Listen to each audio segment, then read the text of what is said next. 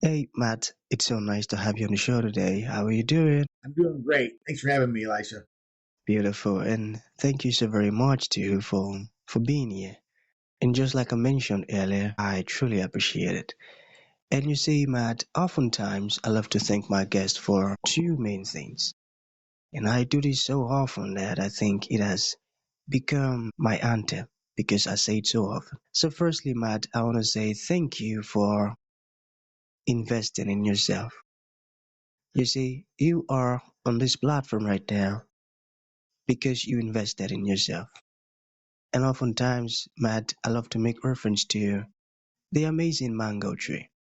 You see, some months back, I was on a particular road, and just by the roadside, there was this tall, unattractive mango tree. And I use the word unattractive because the mango tree's got no mangoes on it, and you see the leaves were all dry. So I just moved past it, I walked past it.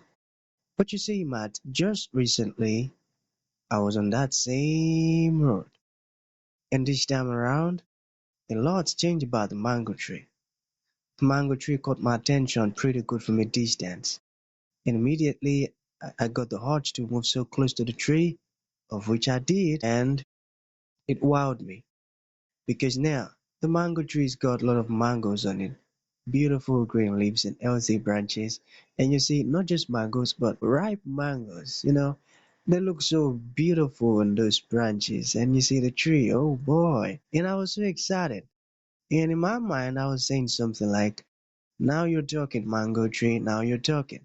It was a beautiful experience. Here is my point. The fact that you dedicated your time, energy, and resources to becoming the amazing person that you are today, that alone has made it really impossible for me to skip you.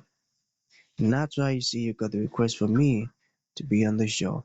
Because I was attracted to the fruit of all that you're doing. It's amazing.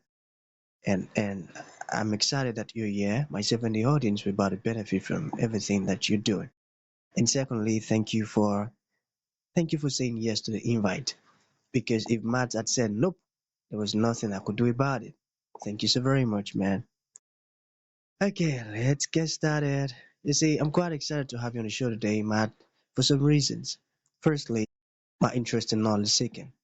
I believe in order for one to transition from a terrible situation to that of a beautiful one, but I believe it takes the application of knowledge. And not just knowledge, but the application of it. And you see, ever since I discovered that light in the Hebrew means knowledge, and darkness means ignorance, I've been so keen to knowledge seeking because I do not want to remain in the dark. So that's going to make our conversation today very, very important to me and even to the listeners. The second reason why I'm excited to have the amazing Matt on the show is for the sake of the listeners. You see, Matt, we live in an age where information is as abundant as grains of sand. We've got lots of information flying out there. So these folks trust me for quality, eye-opening, very important information.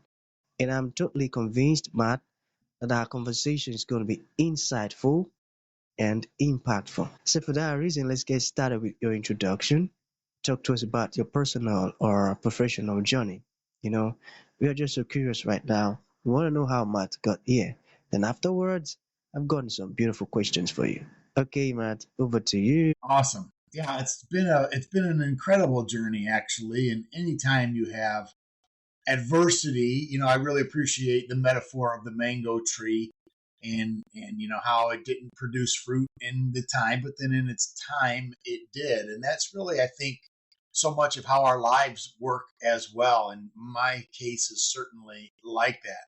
I'm sure that there are people who would have seen me years ago and wondered where's the fruit, what's going on. Not a very pretty mango tree, but looking back and you look at what has to happen for a person to produce fruit or outcomes in their lives, and generally it involves some adversity, whether that adversity is formal education, because it's not easy to get a formal education. In my case, I have a PhD, and I actually have two PhDs, and that's not something that comes easy.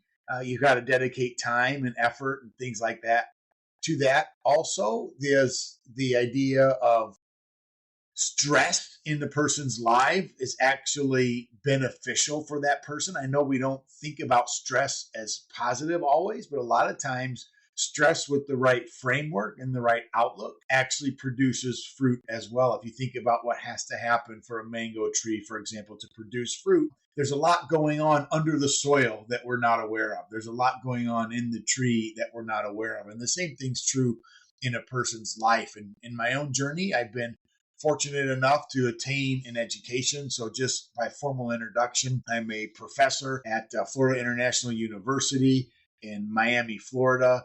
I am an author of 8 books right now and counting. My most recent book is titled Becoming Epic, A Practical Remedy to Mediocrity, which is something I'm very excited about. And in that book, I tell one of my more recent journeys with cancer. And in my own journey, it was November of 2023, I was diagnosed with metastatic prostate cancer. So it's kind of an interesting story because prostate cancer is generally one of the easier cancers to treat. So in that regard, I mean, if you're going to throw cancer as a good report, that might be one of the better ones, although it's still a horrible thing. But unfortunately, the cancer that I had was very aggressive and it metastasized to my lymph nodes and my pelvis. So very aggressive cancer. So what does that mean for what we're talking about today? It means that adversity will come to you to get you to reevaluate things. And that's certainly what happened in my case. I had and still have a very good career. But when somebody tells you have cancer, no matter what kind it is, it causes you to become aware of things that you might not have been aware of before. It causes you to look a deep reflection into your own life. And that's certainly what happened to me. And in that reflection time, I thought it was important to start to tell my story a little bit. So that's where the book Becoming Epic has come from. And epic is actually the words EPIC. EPIC is an acronym or a mnemonic device to represent what I consider the 4 central behaviors of an epic person. The first one being E, which is excellent. If you want to be epic, you have to be excellent, right? The second is P. If you want to be epic, you have to be perceptive. Thirdly is the I, and that stands for inspiration. And if you want to be epic, you have to be inspired. And then finally, the 4th part is the C. And I say, if you want to be epic, you have to be compassionate. So for me, I have learned through this battle with cancer, through my education, through all the different things you go through in life, that all of us have the ability and the potential to be epic if we dedicate our lives to being excellent, being perceptive, which just means paying attention to what's going on around you, being inspired, which for me has to do with creativity and innovation, and ultimately be willing to take risks and try new things. And then finally, we have to be compassionate and we have to be empathetic towards our fellow mankind, brothers and sisters, so that we can help them on the journey as well. So that's really kind of the nutshell there. Amazing. And that's a great acronym. I love it. Excellent, perceptive, inspiration, and compassionate. Wow, that's amazing. Okay, let us talk about how becoming epic can help people. I want you to talk to us more about this amazing book because while you were briefing us about it, it sounds really interesting and powerful. So how can it help people for folks who would like to make a purchase of the book and if they ask question like, how can this amazing book help me? What would your response be, Matt? So each chapter in the book, of course, is dedicated to one of the 4 aspects of becoming epic. And I really go through a lot of effort to describe what it means to be each of those 4 things. I think people or readers would find in the book that it's very useful, very practical. We've had about 400 or so advanced reader copies already out there. One of the things that we talk about is we undo a lot of the myths because we believe a lot of myths about life and the way we think. I really believe with all of my heart that so much of the trials and trouble that we have in our lives is due to a faulty imagination. In other words, we think incorrectly about our own lives, what they are, what they were, what they are, and what they will be. I call that 3D thinking or three-dimensional thinking. And the three dimensions have to do with time: hindsight, our past; insight, our present; and foresight, our future. And the journey to become epic, and I outline in each of those areas how it's so important that we understand what excellence actually is. Because I think a lot of us mistake excellence for perfectionism, for example. We think, well, if you're going to be excellent, you can't have any mistakes. You can't have any errors. Everything has to look perfect, and you've got to do that. And that's really not what excellence is. Excellence, in my mind, is more about effort and putting forth your best effort. And I think where this book becomes helpful for people is it actually helps redefine and describe in a new or novel way some of the things that we've taken for granted our whole life. Like, for example, what it means to be excellent, what it means to be perceptive. And as I alluded to just a moment ago, being perceptive doesn't take some special magical ability. What it takes is intention and purpose, just to pay attention to what's going on around you, which I relate to one of the 3D thinking areas of insight. And when we understand how that works, I think you create a totally different world for yourself. And that's where I think the reader would get the most benefit from it. It's very practical, a lot of lists, a lot of questions, a lot of stories, personal stories from my own journey, as well as anecdotal stories that I think are very actionable, that people will be able to read it and see like, oh my goodness, that's exactly how I feel. That's exactly what I've said that to myself, for example. And they realize that they can actually become better than they ever thought they could be. And that's the whole point. The whole point is everybody can be epic. You just have to believe that you can practice excellence in these things, these four acronyms. So I think it's very helpful in that regard. I think a lot of readers, at least the readers who have read it so far, again, the book is available. It'll be available this summer. It's not available yet. It's currently in press now, but we put out, like I said, about 400 advanced copies, gotten some tremendous feedback from the readers. And that's what they're saying is it's giving me an idea about how I should be thinking about myself that I've never had before. No one ever told me that excellence and perfectionism isn't the same thing. One of the things I say in the book is perfectionism isn't possible, but excellence is. And I think that's really important. And when you separate those two, it just makes being excellent doable, applicable. And that's what I think is important. And the same thing for each of the four other aspects of becoming epic. Amazing, Matt. You just excellently helped us understand how powerful your book is. So I would say you are epic. Okay, we have two more questions to go. So, how has writing books changed your view on leadership? Wow. Great question. Because I don't think you really know what you believe until you write.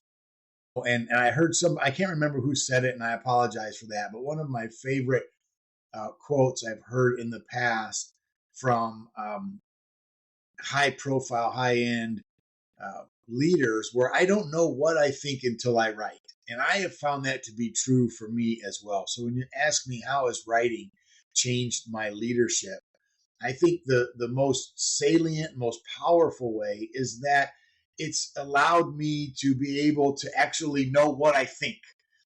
So many people don't know what they believe. They don't know what they think, or they don't know why, at least. They might say, well, I think this is true. And then when you ask them more probing questions, they're like, well, I don't know. It's just because.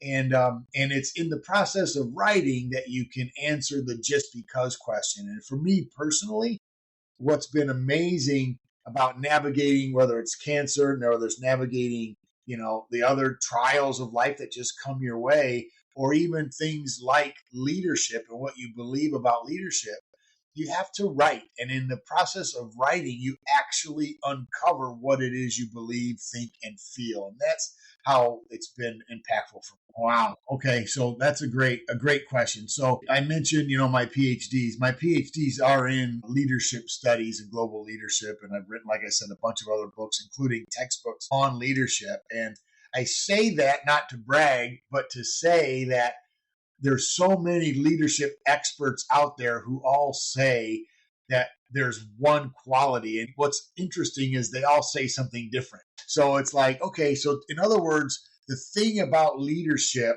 that we know is everybody thinks of leaders and leadership in a different way. What's great for one person is horrible for another person. I had this conversation just literally 2 days ago with a friend of mine who was asking me, how come they were talking about their boss at work, and my boss at work frustrates me all the time because he doesn't give me stringent guidelines, right? He doesn't give me strict due dates and all this, and it really frustrates. I think it's poor leadership. He needs to set structure and establish timelines and all these kinds of things. And I was talking to one of my colleagues who said that was his favorite characteristic about our boss is how flexible and open he is to just pivot and change. It's like, that's exactly my point.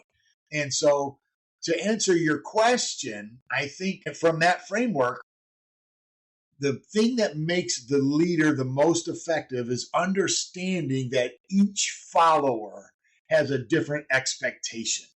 And when the leader can recognize that every follower in their organization, in their team, in their department has a different expectation of them, then they need to be able to practice that as best they can. And they need to recognize that my job as a leader is to be able to be, to practice, let me say it this way, to practice several different types of leadership styles or behaviors as the situation dictates. And that's a term that I call contextual intelligence, which is another book I wrote several years ago. In fact, that book came on to be a Leadership Book of the Year award winner. And that's what I talk about in that book, is how leadership is totally predicated on the leader understanding that their followers have different needs, different desires, different expectations.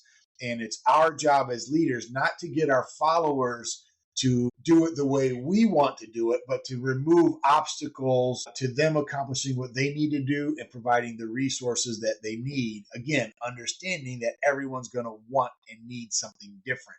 So I need to be flexible, resilient, and open. And that's what I think makes a great leader. Yeah. So, the thing I'd like to leave everybody with is don't give up.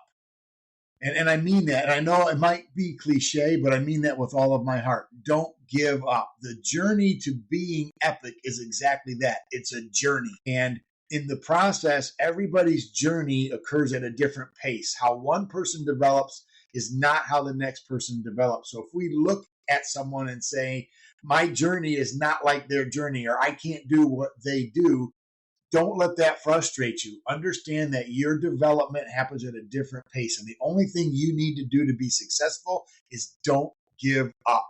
And if you want to find out more about me and my stuff, you can go to my website, would be the best place to reach me, my books, email, etc. And it's just MatthewKutz.com. Thank you very much.